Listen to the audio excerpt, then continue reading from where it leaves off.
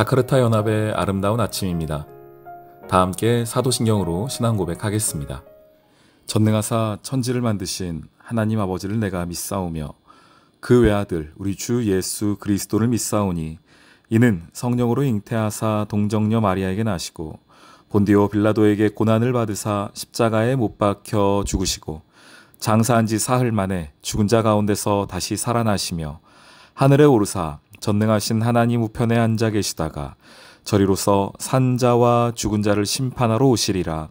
성령을 믿사오며 거룩한 공회와 성도가 서로 교통하는 것과 죄를 사하여 주시는 것과 몸이 다시 사는 것과 영원히 사는 것을 믿사옵나이다. 아멘. 제45장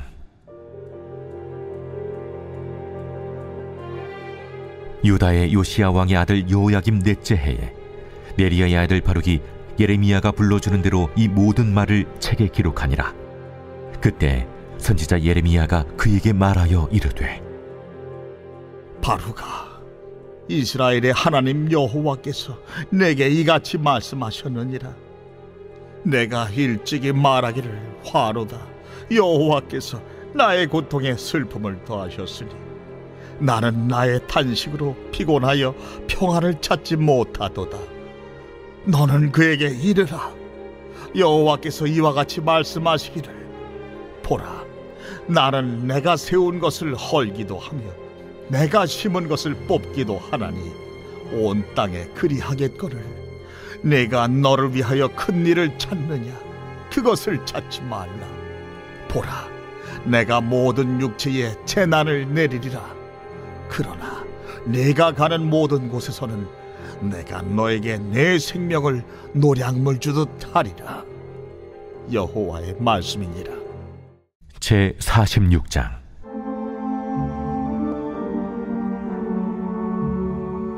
이방 나라들에 대하여 선지자 예레미야에게 임한 여호와의 말씀이라.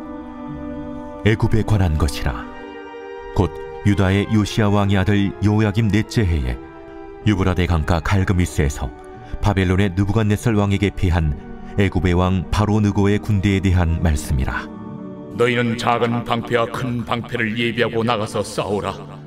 너희 기병이여, 말에 안장을 쥐어 타며 투구를 쓰고 나서며 창을 갈며 갑옷을 입으라. 내가 본즉 그들이 놀라 물러가며 그들의 용사는 패하여 황급히 도망하며 뒤를 돌아보지 아니함은 어찌미냐? 두려움이 그들의 사방에 있음이로다. 발이 빠른 자도 도망하지 못하며 용사도 피하지 못하고 그들이 다 북쪽에서 유브라데 강가에 넘어지며 엎드러지는도다. 강의 물이 출렁임 같고 나일강이 푸른함 같은 자가 누구냐? 애굽은 나일강이 푸른함 같고 강물이 출렁임 같도다. 그가 이르되, 내가 일어나 땅을 덮어 성읍들과 그 주민을 멸할 것이라.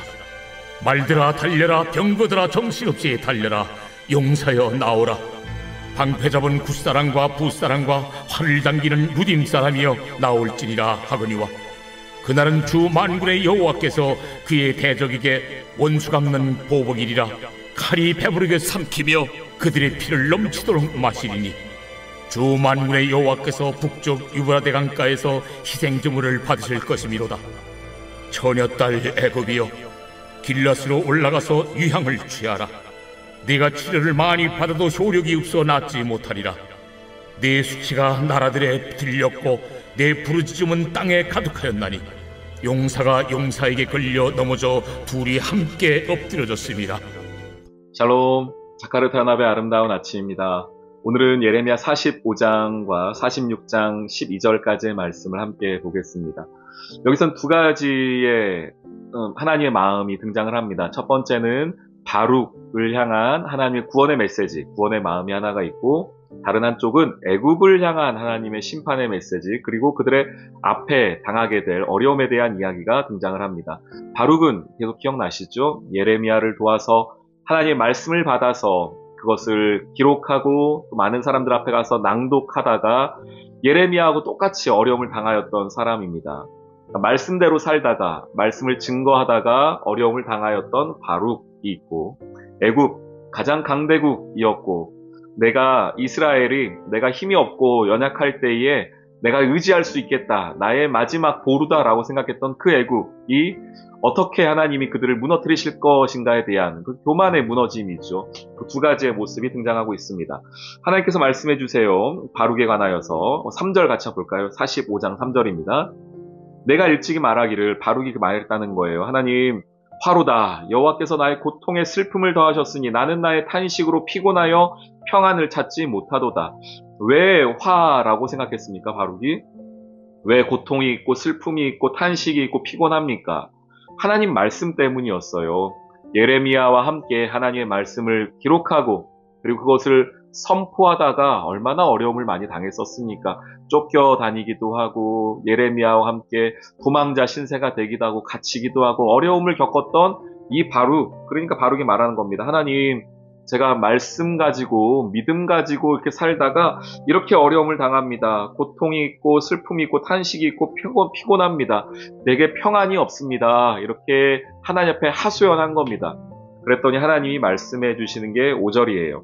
네가 너를 위하여 큰 일을 찾느냐? 그것을 찾지 말라. 보라, 내가 모든 육체에 재난을 내리리라. 그러나 네가 가는 모든 곳에서는 내가 너에게 너의 생명을 노량물 주듯 하리라. 여호와의 말씀이니라. 이 노량물이라는 그 뉘앙스가 우리는 약간 부정적으로 느껴지는데요. 이것은 이렇게 생각하시면 되겠어요. 선물이라고 생각하시면 되겠습니다. 하나님께서 너의 생명을 선물로 주시겠다. 소중한 것 여기게 하시겠다 합니다.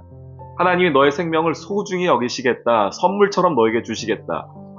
어디서요? 네가 가는 모든 곳에서, 많은 곳에 재난이 있고 어려움이 있겠지만 말씀대로 사느라고 힘들었던 너의 삶에, 하나님의 뜻대로 살고자 발버둥친 너의 삶을 하나님이 지켜 보호해 주시겠다. 그 피곤했던 인생이 다시 한번 회복의 은혜가 있겠다라고 말씀해 주시는 하나님의 구원의 메시지, 위로의 메시지가 오늘 바룩에게 먼저 떨어졌습니다.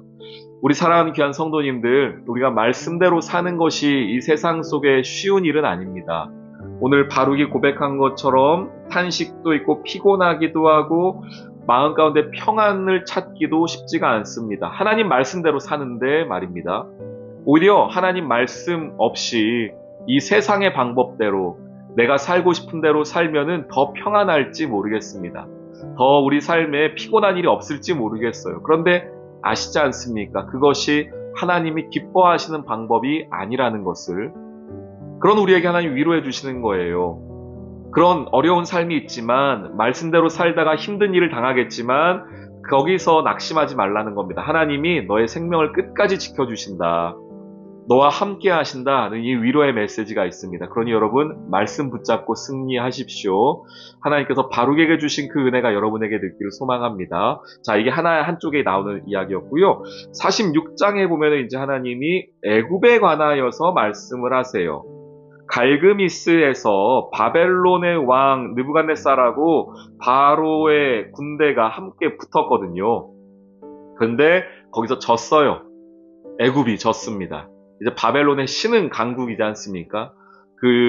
우리가 몇천 년 동안 이 지중해권에서 가장 강하다라고 말하였던 이 애굽이 이제 무너지기 시작하는 겁니다. 그런데 이 모습이 아주 급박한 것 같아요. 5절 보십시오. 내가 본즉 그들이 놀라 물러가며 그들의 용사는 패하여 황급히 도망하며 뒤를 돌아보지 아니하면 어찌함이냐. 두려움이 그들의 사방에 있음이로다. 그러면서 두 가지 강 이야기를 해요. 6절에는 유브라데강, 그리고 8절에서는 애굽의 나일강, 이 두 가지 강을 이야기합니다. 이 유브라데강은 바벨론 중심에 있는 강이고 나일강은 애굽의 중심에 있는 강이죠. 그래서 이 강의 그 이미지들을 가지고 와서 그 바벨론의 그 큰 힘이 이 나일강을 삼켜버리는 것처럼, 물론 여기서는 그 나일강도 넘치는 의미들을 넘쳐서 홍수가 나는 이미지들을 사용하고 있긴 있지만, 특별히 그 두 강을 모두 이야기하면서 이제는 이 패권이 바벨론에게 넘어갔다. 더 이상 애굽에게 있지 않다는 것을 말해주고 있습니다. 애굽이 성경에서 보여주는 어떤 모습은 이 교만함이거든요. 동시에 내가 끝까지 붙잡는 나의 자존심 같은 겁니다. 이스라엘 백성에게도 그렇고 애굽 스스로도 그렇습니다.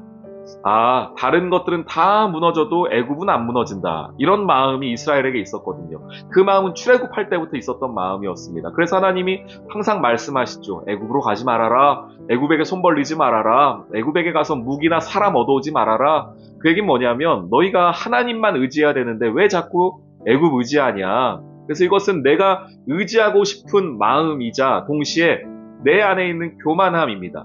그런데 그 교만함이 이제 다 무너졌습니다. 철저하게 무너졌어요. 11절 보십시오. 처녀 딸 애굽이여 길르앗으로 올라가 유향을 취하라. 유향은 약이에요. 약. 내가 치료를 많이 받아도 효력이 없어 낫지 못한다. 이제는 애굽이 마지막으로 가고 있다는 거예요. 어떤 치료도 어떤 약도 소용이 없다는 겁니다. 너의 수치가 나라들에 들렸고 너의 부르짖음은 땅에 가득하다. 용사가 용사에게 걸려 넘어져 둘이 함께 넘어졌다. 더 이상 이제 방법이 없는 마지막 이 애굽입니다. 이것은 교만한 자의 마지막이었습니다. 오늘 여기선 두 가지 모습이 딱 대비가 돼요. 말씀으로 살던 바룩, 그리고 내 힘과 내 능력으로 살던 애굽, 이 둘의 마지막이 딱 비교가 되죠. 힘들고 어렵게 하나님의 말씀을 지켰지만 주께서 끝까지 보호하시는 바룩이 있고, 하나님 말씀이 아니라 내 뜻대로 내 계획대로 살던 애굽이 있습니다. 결국 애굽은 이런 마지막, 바룩의 마지막은요, 하나님 끝까지 치유하시고 보호하시는 하나님의 구원을 경험하는 마지막을 오늘 모습 가운데 보게 됩니다. 여러분 어디를 선택하시겠습니까? 내 뜻대로, 내 계획대로, 내 자존심대로, 내 방법대로 살던 애굽의 방법입니까? 아니죠. 힘들고 어렵더라도 바룩이 갔던 그 말씀의 길, 복음 전파의 길이 우리가 가야 할 길 아니겠습니까? 오늘 하루 바룩을 깊이 묵상하시며 하나님께서 힘들고 어렵지만 내 삶에 주신 말씀을 붙잡고 승리하는 저와 여러분 되기를 주님의 이름으로 축원합니다. 아멘. 오늘의 기도. 애굽은 자신들의 국방력, 경제력, 자신들의 신을 믿었습니다. 그러나 그러한 애굽도 하나님의 심판 앞에 무너지는 것을 봅니다. 오늘 세상을 살아가면서 커 보이는 것, 화려한 것, 높은 것을 따라가는 삶이 아니라 하나님과 하나님께서 기뻐하시는 그 온전한 뜻에 순종하는 하루가 되게 해주세요. 예수님의 이름으로 기도합니다. 아멘.